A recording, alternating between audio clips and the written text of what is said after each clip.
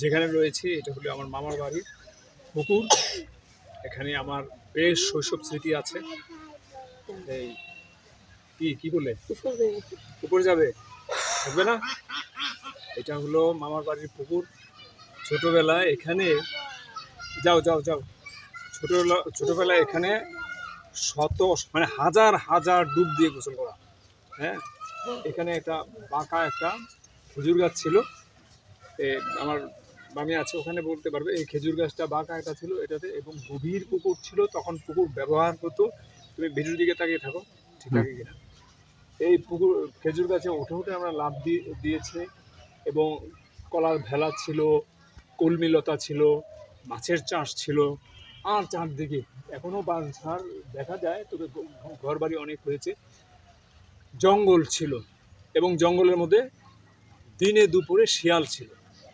এখন বাঁশঝাড় একেবারে অল্প, আমার মনে হয় যে 10 ভাগ আছে, 100 ভাগের মধ্যে 10 ভাগ আছে।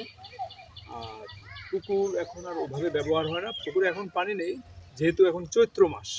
আর কদিন পরে পহেলা বৈশাখ বা বৈশাখ মাস আসবে, এই সময় আসলে তবু একটু সামান্য একটু নিচে জল আছে। আমরা এখানে মাছ ধরার শৈশবে অসংখ্য স্মৃতি। হ্যাঁ, তো আমরা এর আগে যখন 2022 সালের 20 নভেম্বর এসেছিলাম, তাই না? জি। তখন এটার পার পর্যন্ত পানি ছিল।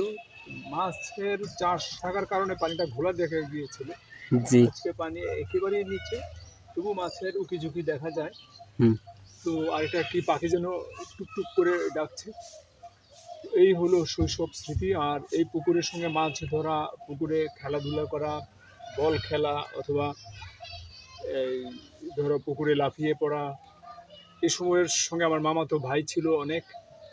একজন হলেন কবির ভাই বিডিআরে চাকরি করতেন। জি। তারপর খোরশেদ ভাই সবচেয়ে বড় ছিলেন, উনি রেলওয়েতে ছিলেন। উনি মারা গেছেন, ওনার ভিটায় একটু আগে আমরা গেলাম।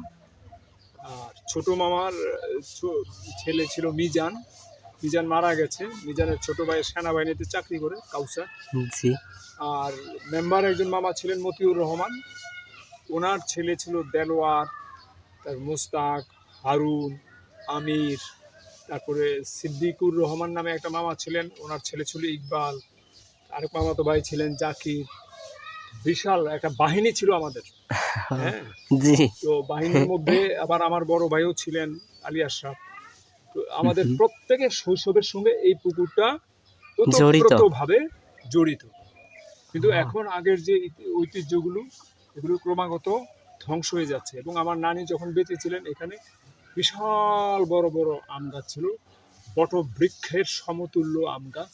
এখন কিন্তু আর বৃক্ষ কোথাও নেই, কয়েকটা বাঁশঝাড় আছে। বাঁশ হয়তো মানুষের জন্মের সঙ্গে মৃত্যুর সঙ্গে জড়িত, এই জন্য হয়তো বাঁশের অবশিষ্টাংশ এখনো রয়েছে, কিন্তু বড় বড় বৃক্ষগুলো একেবারে শেষ। বৃক্ষর যে ছায়াদার বাড়িটা ছিল, ওই ছায়াদার বৃক্ষগুলো, মায়াদার বৃক্ষগুলো এখন আর নেই। পুকুরটা এখনো অবশিষ্ট আছে। হয়তো সামনে এলে এমন হতে পারে যে পুকুরের পাকা ঘাট দেখবো, পাড় দেখবো, কিন্তু পুকুর আর এখন ওইভাবে মানুষ ব্যবহার করে না। হয়তো মাছের চাষ হয়।